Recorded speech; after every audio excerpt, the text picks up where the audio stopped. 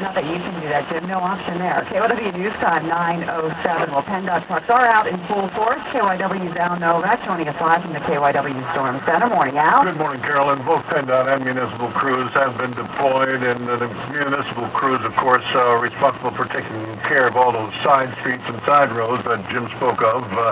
They note that they are monitoring the winter mix conditions, and PennDOT says they are salting where necessary on state roads. So far, no major problems on mass transit, and at the airport, all operations are normal with no major flight delays.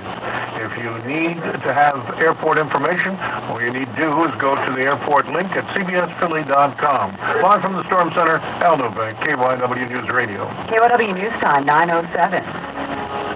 Has your bank stopped offering free checking? Are you being charged for things that used to be free, like ATMs and debit cards?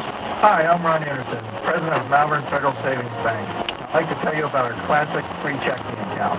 Al does no minimum balance, no monthly service charge, free use of any Malvern Federal ATM, and no Malvern Federal surcharge on foreign ATMs, plus no fee debit card sound. Sounds pretty good, doesn't it? Now add